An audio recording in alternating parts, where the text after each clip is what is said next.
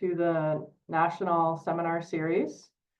Today we're quite pleased to have Dr. Dallas Seitz present on the new Canadian guidelines from CCSMH on BPSD. So thanks for coming, Dr. Seitz. So for those who might not know, Dr. Seitz is a professor of psychiatry and community health sciences in the Cummings School of Medicine, University of Calgary.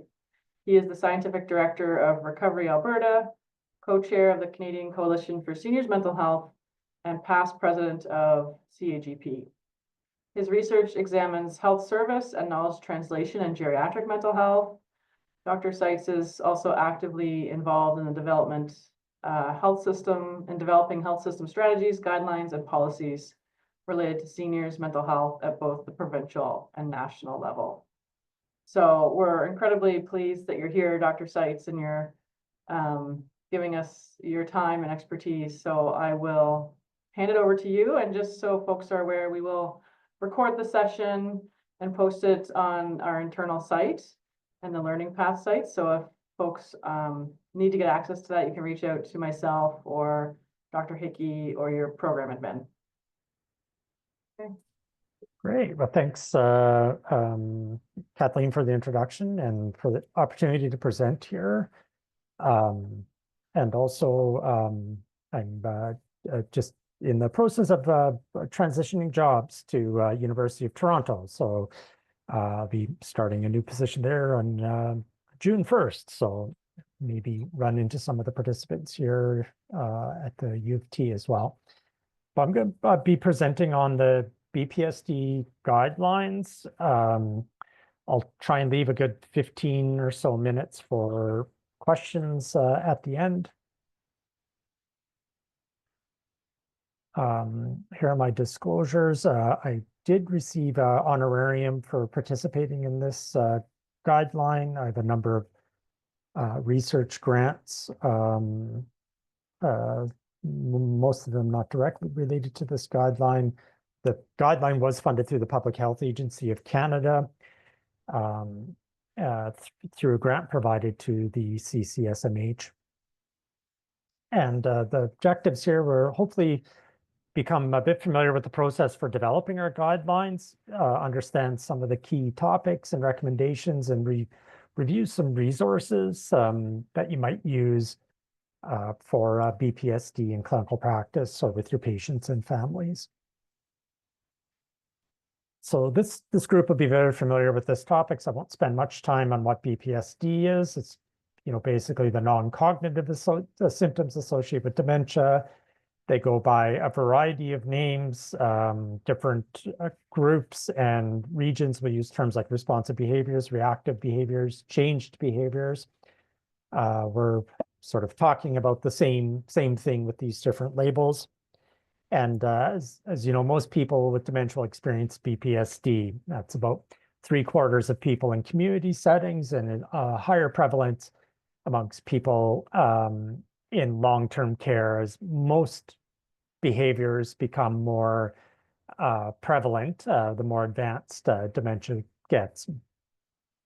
And BPSD can sort of encompasses a broad range of symptoms. So some of the common ones you'll see here and reflected on the graph are things like depression, agitation, apathy, but also can include changes with sleep, disinhibition, psychotic symptoms as well. So it's important when sort of talking about BPSD that we're very sort of specific about the types of symptoms that we're referring to.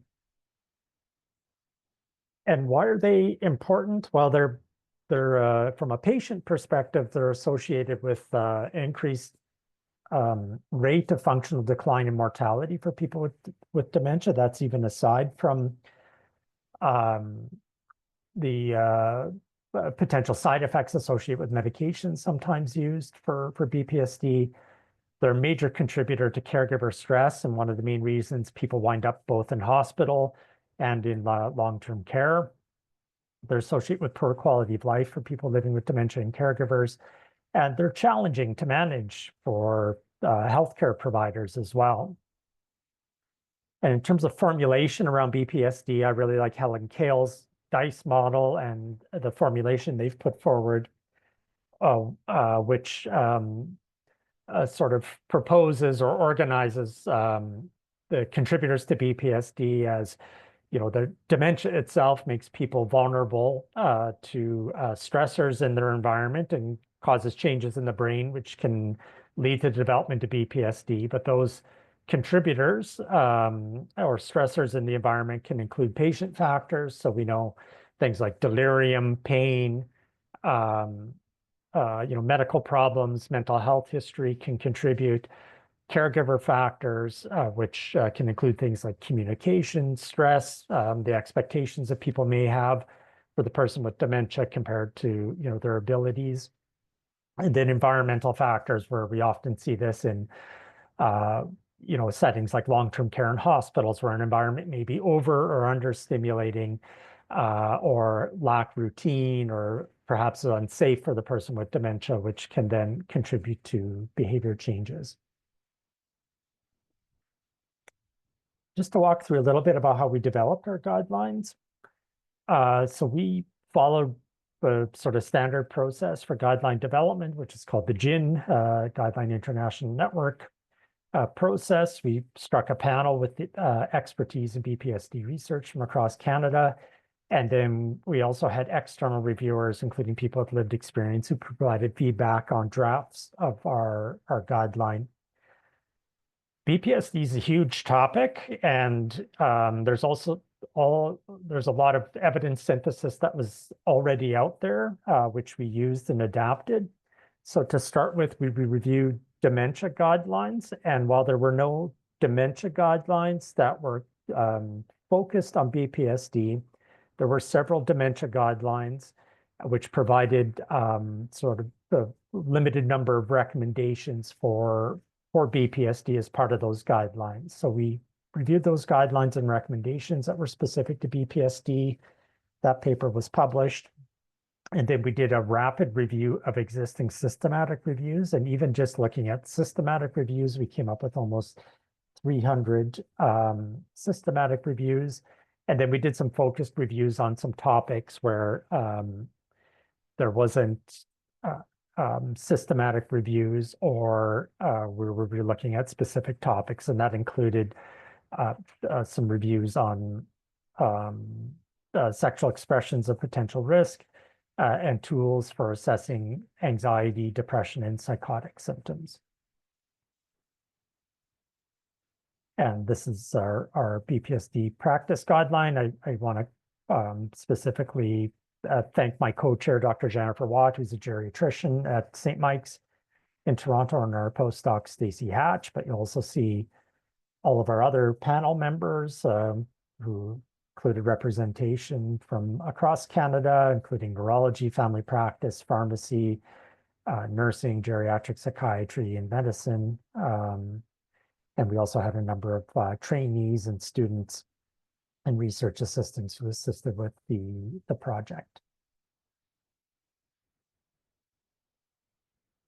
I do want to spend just a few minutes on selection of terminology and BPSD topics. So this is can be a bit of a sensitive issue. There are no agreed upon terms for describing behaviors in dementia. I think the best advice we got was from someone from the Alzheimer's Society saying, use the term that is preferred by whoever you're speaking to. And I think that that's probably the best course to take. But we did also have to land on some terminology for our guidelines. So we did a stakeholder survey, and we found that in our survey of about 250 people across Canada, that behavior and psychological symptoms was the most, it wasn't a unanimous choice, but it was the most commonly selected term, including by caregivers of people with dementia who completed this survey. It's also the most common term used internationally, and so in some ways that also helps our guidelines sort of be coherent with other guidelines, and also help in terms of people finding our guidelines when they're searching for guidance on the topic. And we had about a year and a half to complete this work. And so we knew we wouldn't be able to focus on every topic related to BPSD. So we also did a prioritization exercise where we, as part of the survey, we sent out more broadly. We brought those results back to our panel, and then our panel identified the topics that we were going to focus on. And so those included, in the end, we selected agitation, psychosis, depression, anxiety, sexual expressions of potential risk, and then deprescribing of psychotropics, which was identified as an important topic, but it had to be treated a little bit differently because it wasn't a BPSD syndrome.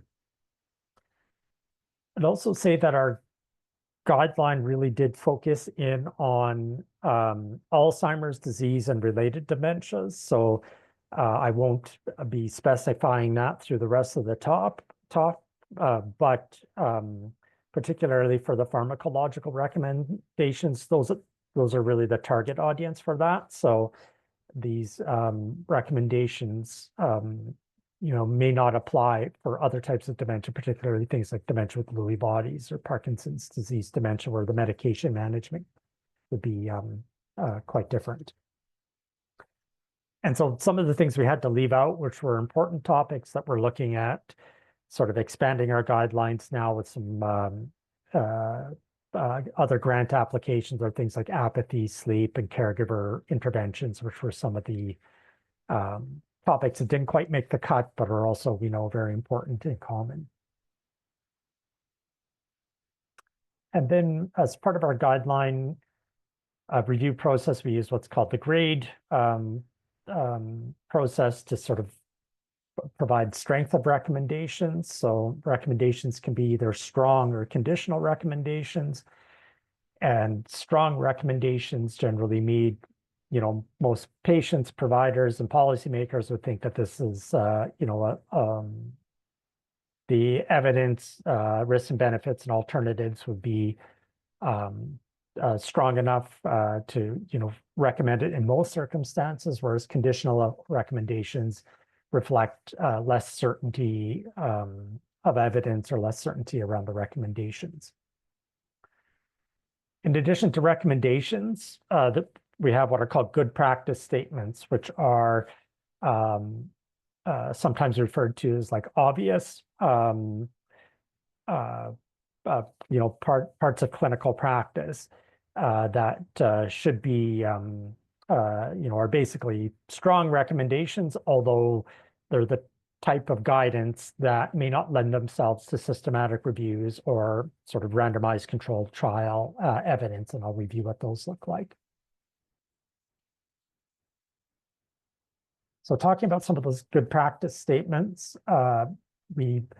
first, before we get into the syndromes, we had some general principles for assessing and managing BPSD. So these are summarized versions of the full statements, which are in the guideline. The first one was around providing education and resources needed to implement structured approaches to assessing and managing BPSD. And this is more of a policy or organizational recommendation, because most of our subsequent recommendations do rely on or are grounded in sort of interdisciplinary practice. And we know that sometimes the barrier to those being implemented are, lack of organizational facilitators that are required for that. We also highlighted the importance of informed consent, either from the person living with dementia or substitute decision maker, or not to assume that someone isn't capable of providing consent, and always that consent needs to be a part of that. To incorporate information about the person's values, goals of care, and express preferences. And this is also getting at an important topic, which we weren't able to get into in a lot of detail, which is end-of-life care for people with dementia, where the approach and the management of BPSD may be a bit different in some other circumstances. And that is part of the assessment to the importance of understanding the cause of dementia, the stage of dementia, and the behaviors or symptoms of concern, including what degree of risk may or may not be associated with those symptoms. In terms of our sort of formulation about contributors to BPSD, we've grouped it broadly into what we call biological contributors. So this is general mental health and medical history, but also medication, substances, pain, sensory loss or difficulties.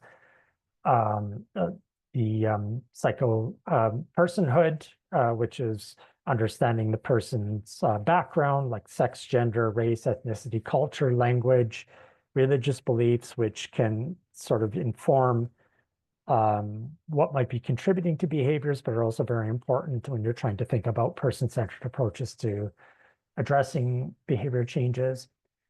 And then the psychosocial and environmental contributors, which are sort of thinking about the interpersonal interactions, but also other things in the broader environment. Again, things like noise, temperature, just levels of stimulation, which may be contributing to behaviors. So spoke about communicating symptoms using person-centered language that's appropriate for the attended audience. Psychosocial interventions are recommended for all BPSD, either alone or combined with pharmacological, and we'll get into both of those.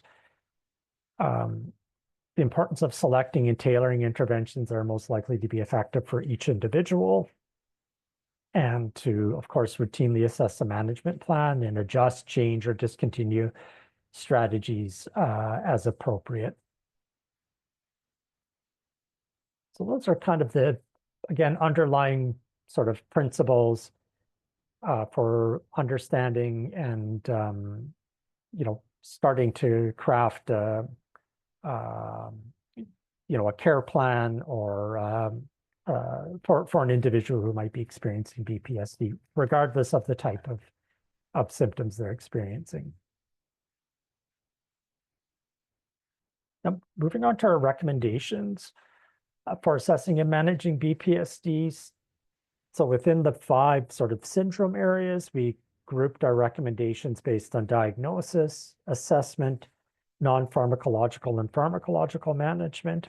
And then deprescribing, we treat it a little bit differently because it's a sort of a topic, but it's not a BPSD syndrome. And on this slide, you'll see that most of our recommendations fell within the agitation and depression domains. And that is largely just a reflection of the evidence in those 2 areas. And also, particularly in agitation, there were quite a few pharmacological recommendations, but as you'll see, a lot of those recommendations were, it's not to suggest that pharmacological is more important, but there's actually a lot of recommendations around things that we felt like should not be recommended for BPSD. So that's included within those pharmacological recommendations. But just to go through now each of these to give a bit of a summary of the different topic areas, starting with agitation, which is probably the most common and one of the more challenging behaviors we see in dementia. So we recommended our guideline process involved a consensus. So all of the statements you see in our guideline, the panel voted on. All of those recommendations had to be agreed upon by the panel at least 80% or more, and almost all of them were unanimous. This first one, I bring that up because this first recommendation, while it did meet consensus, there was one dissenting opinion about using this criteria, and we included the dissenting opinion or concern that was raised with this, but the guideline altogether did recommend using the International Psychogeriatric Association consensus criteria on agitation and cognitive disorders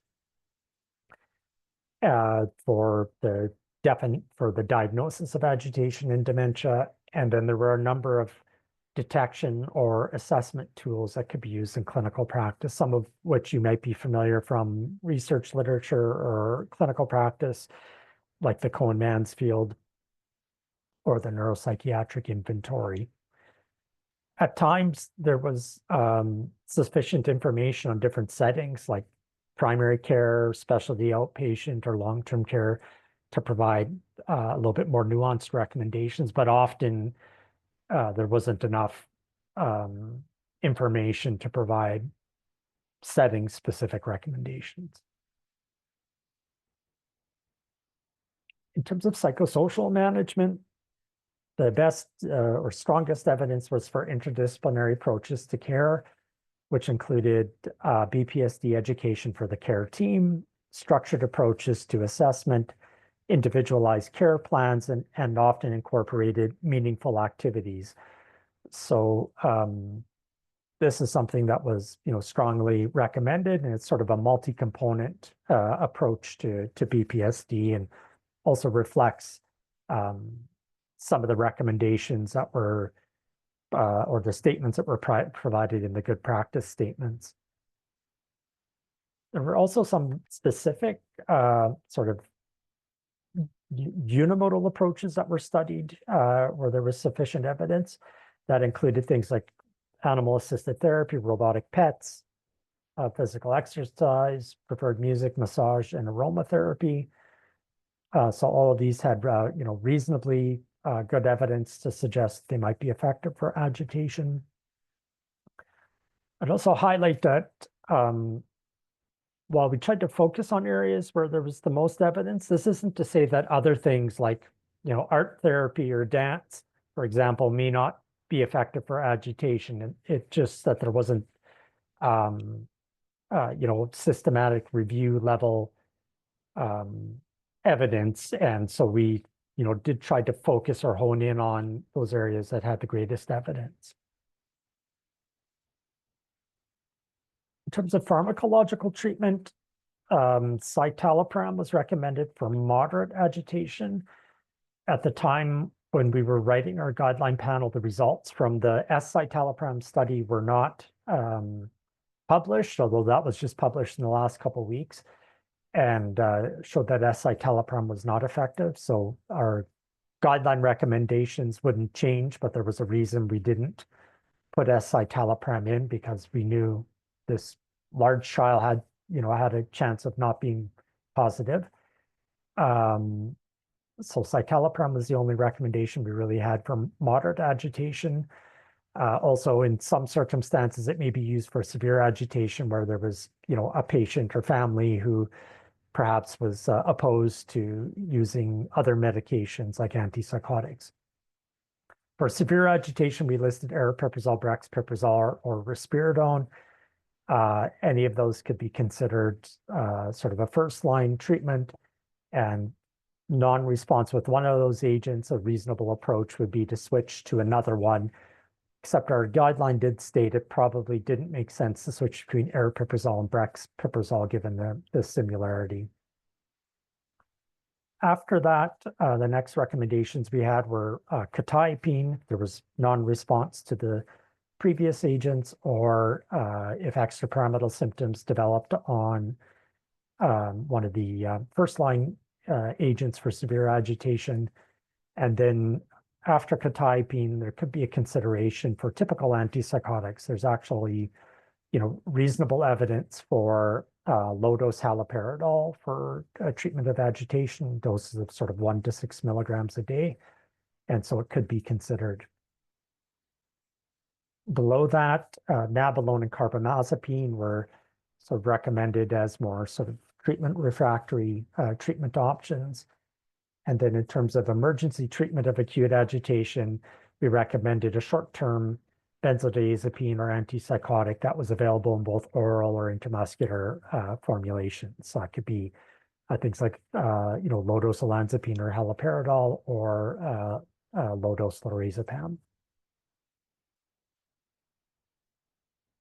And then a whole bunch of ones that we recommended against, including recommending against starting cognitive enhancers for severe agitation, recommending against the long-term use of olanzapine, outside of acute agitation. Other antidepressants, that first row with trazodone, mirtazapine, sertraline, fluoxetine, we provided a recommendation against because there's clinical trial evidence that these medications are ineffective for agitation, or there's not evidence that they are effective. They've been studied. And then the second line of other antidepressants are medications that are generally not recommended for older adults because of tolerability, side effects, or drug-drug interactions. And then other pharmacological options like valproic acid, polypharmacy, or long-acting injectables, we also recommended against. And prazosin, we didn't provide a recommendation for or against. There are a few trials that have been that have studied prazosin, and the evidence in terms and the interpretation is a little bit hard to wade through. So it could potentially be an option, although the evidence is a bit harder to interpret. We also didn't recommend for or against ECT for refractory agitation. The evidence for this is mainly from observational studies at this point, or it was when our guideline was published. So we recommended against seclusion and restraint, and we recommended switching treatments, after 8 weeks, including at least 2 weeks at a therapeutic dose. So trying to, enable a treatment plan with the medication recommendations that allow you to, slowly titrate up a dose, but to get to effective dose in a reasonable period of time, so as not to, persist with a treatment that's ineffective or at a dose that's maybe ineffective.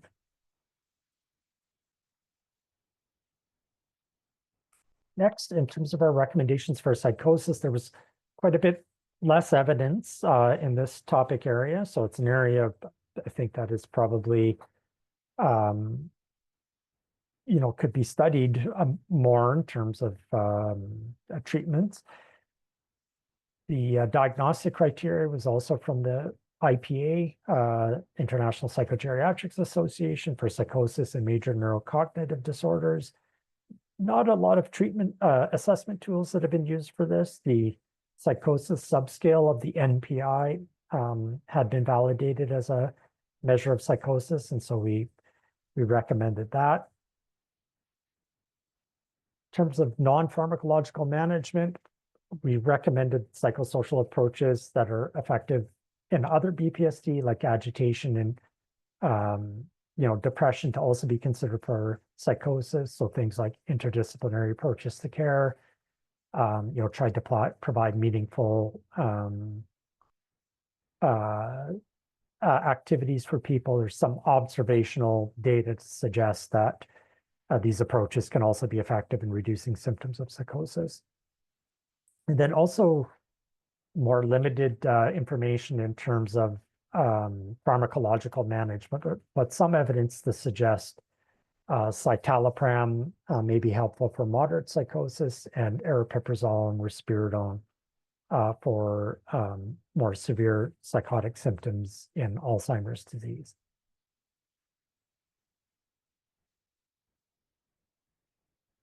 For depression, we split this up a little bit into depressive symptoms versus major depressive disorder or diagnosis of depression. So for a diagnosis of major depression or depressive disorder, we recommended the National Institutes of Mental Health criteria for depression and Alzheimer's disease. These are sometimes referred to as the Olin or modified Olin criteria, very similar to DSM-4 or 5 criteria with some modifications. The Cornell scale for depression and dementia. And for depressive symptoms, which may not meet the threshold for major depression, see very similar recommendations as to what was suggested for agitation. So again, interdisciplinary approaches to dementia care. Some studies within the same study have examined outcomes related to agitation symptoms and depression, but there are also been some studies have been focused more on depressive symptoms as their target, but very similar approaches used for agitation and depression in general. Some specific psychosocial approaches like cognitive stimulation, which often incorporates elements of like preferred activities and reminiscence as part of it. Reminiscence therapy itself, which can be conversational or assisted by other methods like pictures and things like that to engage in meaningful conversations and activities related to one's past and interests. Occupational therapy approaches to maximize independence or to help people compensate for difficulties related to dementia. And then some other specific approaches like exercise, animal-assisted therapy, robotic pets, and massage and touch also have been shown to have some benefit for depressive symptoms. For a diagnosis of depression, there is some evidence for some specific psychotherapies. Some of these take elements of cognitive therapy, but they're often more behavioral in nature, and they're modified to also include a caregiver. So things like home-based problem solving and behavior therapy, where the therapist works with the patient and a caregiver to identify areas of their life where they're experiencing problems, which may be related to the dementia, and then to come up with behavioral plans to help them overcome those barriers can be helpful in relieving depressive symptoms in people who have been diagnosed with depression. In terms of pharmacological management for depressive symptoms that don't meet the criteria for depressive disorder, we recommend against pharmacological treatments without a concurrent diagnosis of depression.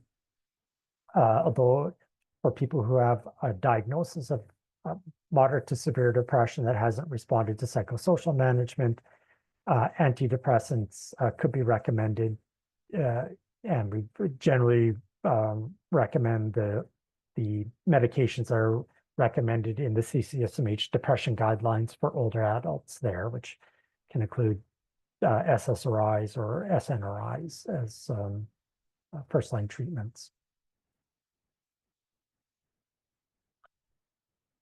For anxiety, there aren't any criteria specifically for anxiety disorders in dementia. So our panel recommended using DSM-5 criteria for this. Most studies that looked at anxiety symptoms in dementia, if they did use criteria, they actually used generalized anxiety disorder criteria to sort of enroll people in that. And so that those criteria may be applicable for people with dementia as well, or that sort of approach in terms of identifying clinically significant anxiety symptoms. There is a tool specific for anxiety symptoms of dementia called the RAID, which similar to the Cornell can be the patient reported or also observer reported. And so this could be a tool that could be used for assessment of anxiety symptoms. And in terms of psychosocial approaches, similar to depression, there are some adapted psychotherapy approaches. These also involve engagement with a caregiver. Some common elements include things like identifying triggers for anxiety and then strategies to avoid triggers, but also focusing on relaxation strategy, whether those are deep breathing techniques or progressive muscle relaxation, so more sort of behavioral approaches to anxiety management rather than the sort of the cognitive elements we might think of in CBT. Also some evidence for preferred music. And in terms of pharmacological management, not a lot of research study there that's been conducted, although there's some evidence that citalopram might also be effective for reducing symptoms of anxiety, but a lot of that evidence comes from people who also had concomitant agitation. So, less certainty around, pharmacological management of anxiety symptoms. However, we've also made reference to our anxiety guidelines for additional options because there are going to be individuals who have significant anxiety in the context of dementia that may not respond to citalopram and might respond to other medications, even though we don't have the evidence specifically in dementia. And our last syndrome area was sexual expressions of potential risk. So we defined this adapting some definitions that were used in literature as a disruptive vocal or physical act of a sexual nature, which was either intrusive to the people around them or engaged in without the consent of people around the person with dementia. And so the intention here was to try to identify behaviors where there is some degree of risk associated with behaviors and not to pathologize, affection or sort of normal needs for human contact that all people have. In terms of detection and assessment, we recommended the St. Andrews Behavior Assessment Scale, which is a good tool to help guide conversations around risk or to understand risks associated with the behaviors. The psychosocial recommendations, there weren't a ton of studies done in this area, but generally providing caregiver education, trying to remove or discourage exposure to environmental triggers that might bring out these behaviors or changes to the environment, and engaging people with dementia and other activities to sort of prevent them from seeking out or engaging in inappropriate behaviors, or some of the strategies that seem to have some evidence in the research literature. In terms of pharmacological recommendations, we didn't provide a recommendation for or against any specific recommendation. There's only been one trial, a very small trial that's actually been conducted, a number of relatively small open label studies of different medications, none of which we felt like had sufficient evidence. And we have a review that will be coming out pretty shortly in the Journal of American Geriatric Society on the evidence on pharmacological management of these behaviors, where you'll see some of the, the evidence for things for medications for these behaviors. And then our last batch of recommendations around deprescribing. This is a important topic that you'll often run into, particularly in long-term care, but in other settings as well. So our first recommendation was, despite our guidelines being, out there saying, well, this is when antipsychotics should be started. Sometimes people get started on antipsychotics for reasons that are probably not good indications to begin with, like maybe it's sleep problems or, wandering, which is not a good reason to use antipsychotics. So really, if they shouldn't have been on an antipsychotic to begin with, that's probably a good indication to consider deprescribing the antipsychotic. The next recommendation is if someone did have severe agitation and there's a question about whether they still need to be on this antipsychotic, we've provided some general guidance about things you may want to review. Like, are they still experiencing symptoms? How long have they been on treatment? what was the dose of medication that was required to stabilize behaviors, and how severe were the behaviors. And this can kind of help guide those individuals who may be more or less likely to successfully come off of antipsychotics, because these are all predictors of sort of relapse or recurrence of symptoms. We recommend that, general deprescribing approaches be used for antipsychotics, slowly reducing the dose, and if symptoms start to recur, to stop the deprescribing at the lowest effective dose. In addition to antipsychotics, other medications like antidepressants and benzodiazepines, other psychotropics should be reviewed for discontinuation. And at an organizational level, particularly in long-term care, there's a number of strategies that can be used to help sort of guide this at an organizational level, like education programs, pharmacy audits, education for family physicians, all of which have been shown to facilitate this. So hopefully the guidelines provide some evidence-based recommendations for BPSD. We completed a BPSD echo this past fall, and we're updating some prescribing resources now, and hope to expand the guidelines. And just briefly, in terms of some resources, the Behaviors in Dementia Toolkit website is a good resource for some specific topic areas. There's a lot of good sort of handouts and things there. For some of them are clinically oriented, but a lot of them are more for like patients and caregivers that you could use as a resource. Some other places I go to for resources are the Brain Exchange Behavioral Supports Ontario website. They've got some great resources. Baycrest Responsive Behaviors website have a number of resources and links. Our Echo series has been archived, and so that's a good resource as well. And then the DICE approach, there are some, you have to sign up, although it's free. There's some e-modules and simulations, and a good worksheet there for caregivers. And of course, if you aren't CCSMH members, I would encourage everyone to join. And so with that, I think we'll probably stop there and see if there's any questions from anyone.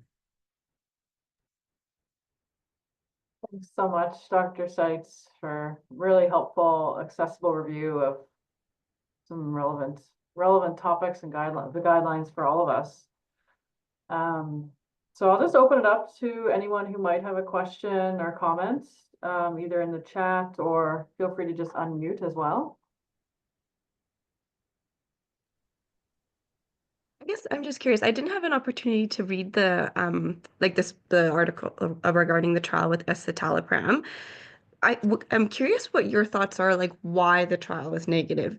Is it because really, like with citalopram, the effectiveness more comes from the R enantiomer, or is it what they were looking at themselves? Like our population, it is really hard to study these endpoints, or yeah, I'm just really curious what could explain. Yeah, it is interesting. And we had quite a debate about citalopram. Should we include the escitalopram without the trial evidence being there? So there's like multiple trials of citalopram where it has been effective. Some also comparing it to other medications like risperidone or older antipsychotics. And so, and then the large CITAD study, which also showed some effectiveness. So I think it, in my mind, probably goes against it being just like a fluke that, that citalopram was effective. And then in those citalopram studies, they also did some pharmacological studies to look at, well, was it the R or S enantiomer? And it did seem like it was the S enantiomer that was associated with response, which is why they did the SAD study. In the S citalopram study that was was published, one of the things, and when they presented this last year at the AAIC, one of the things they talked about was that because citalopram is so frequently used for BPSD, they,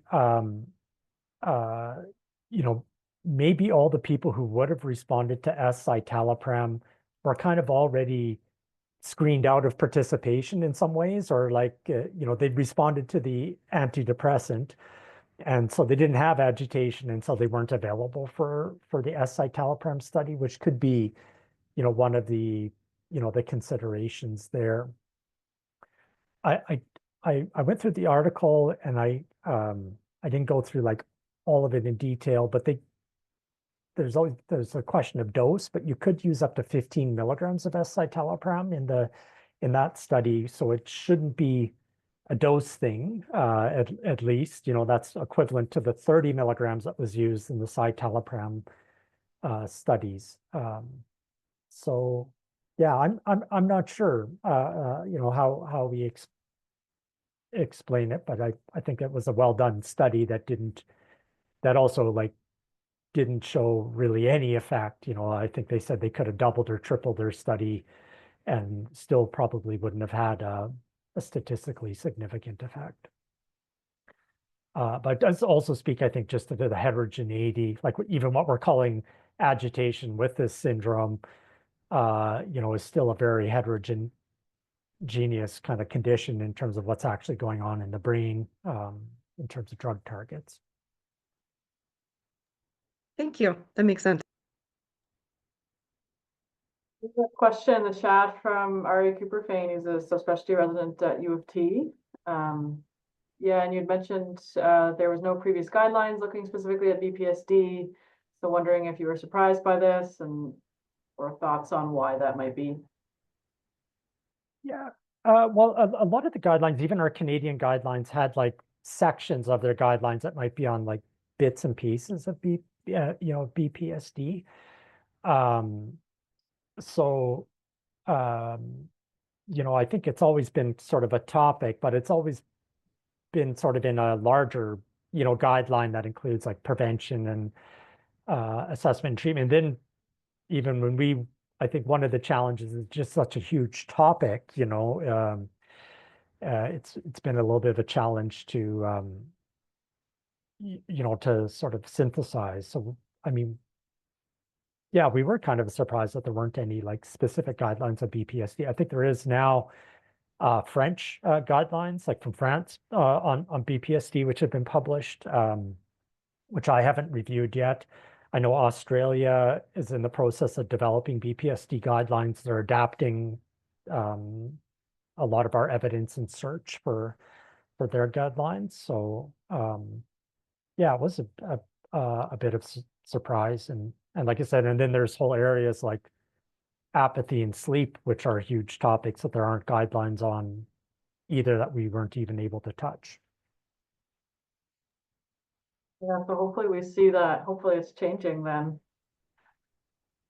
I don't know, Dallas, I don't want to get you in trouble. Is it fair to ask you is there any preview you can give us you mentioned there's a review coming out you were involved with on pharmacological management of sexual expressions of risk, I think? Yeah, well, I mean, there's sort of limited information or evidence for antidepressants. For example, some very limited evidence that some antipsychotics might be effective. A bit for hormonal treatments like cyproterone, acetator, or depoprogesterone and conjugated estrogen. I think estrogen was the only trial that was actually studied in, like, it might have been 15 total people. It was a very small trial, and almost all the evidence is, as you might anticipate, is in men. And so, like, of course, all these hormonal treatments are sort of geared towards, testosterone, or related hormones in men. So yeah, not just not a ton of evidence out there, but these are some of the agents that are sometimes used. And sometimes, I mean, I've used like Depo-Provera and Ciprityrone in some cases where there's been, non-response to other medications and a severe degree of risk and distress caused by these symptoms. So they are sometimes, even though there isn't evidence, you've got to try some things.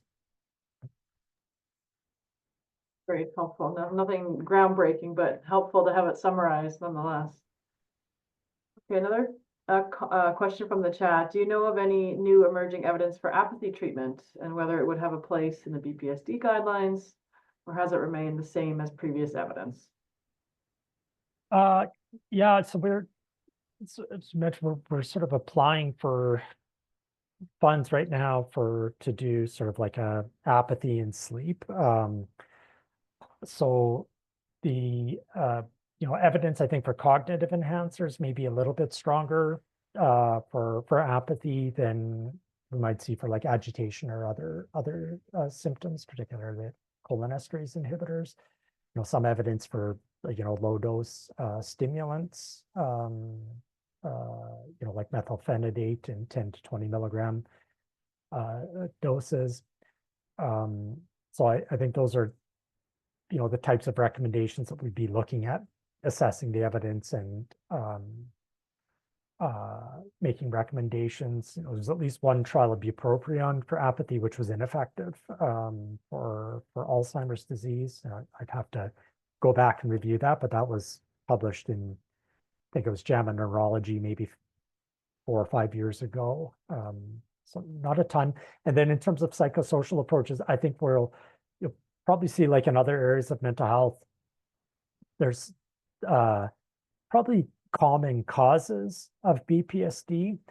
All BPSD, like a lack of meaningful activities. And so we're likely to see, things like, music and interdisciplinary approaches and, those approaches we've seen that are effective for depression and agitation to also be effective in apathy. And we see that, how effective like communication strategies with family members or therapeutic recreation can be for apathy. So that would be what I would anticipate.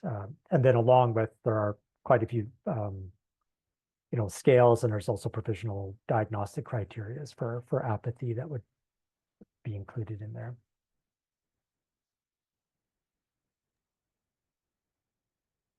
Thanks so much. I don't see any other questions in the chat right now. I remember when you had given a grand rounds at Dow, pretty recently. It was very well received. We really appreciated that. And I remember one of the questions was around how you approach these conversations with families around if they're non-responsible to citalopram 20 and going up to 30, and how you kind of balance the potential risks of QTC prolongation. And I found it very helpful how you explained how you approach those conversations and really kind of quantify that risk of QTC prolongation for folks. Yeah, it's a tricky, I mean, the amount we agonize over QTC, I would say, it's important, not to downplay it, but, and the escitalopram study showed some degree of QTC prolongation. I don't have the numbers memorized, but it's a real thing with escitalopram and citalopram. But I think in the CITAD study, it was somewhere in the neighborhood of maybe 10 to 15% of people on the 30 milligrams of citalopram had a significant increase in QTC, like over the threshold of 450 or 470, depending on sex. So, the risk of going from like prolonged QTC, so it's like 10% would get that, right? Or 10, 15. And then the risk of going from prolonged QTC to actual ventricular arrhythmia, it's hard to quantify, but it's very uncommon, so most would say it's, somewhere probably in the neighborhood of 1 in 1,000 to 1 in 2,000. So let's say 10% have a prolongation, maybe it's 1 in 1,000 or 1 in 2,000 could develop a lethal arrhythmia. Again, even if it was 1 in 100, which I don't think the evidence would suggest that. Compared to the 1%, absolute increased risk of death with antipsychotics, plus the higher risk of all the other adverse events, going from 20 to 30 milligrams of citalopram versus like a switch to an antipsychotic, is probably, 10 times difference in, relative risk of death. And then I would say also in terms of other side effects, falls, sedation, cognitive decline, those are all much higher with the antipsychotics as well. So don't always push the dose to 30, but in terms of like that element of risk, it's, in my mind, 30 milligrams of citalopram is still safer than, an antipsychotic, right? And you can monitor QTC as well, right? So you can see if there's a prolongation. If there isn't, then you don't have to adjust it. I'd also say one challenge you sometimes run into with QTC is like, so it's really like, again, not a cardiologist, but we did some, pharmacoepidemiology work, including the people who do the Credible Meds website that the FDA uses for their work. So you're really looking at, prolongation in the repolarization phase of the ECG.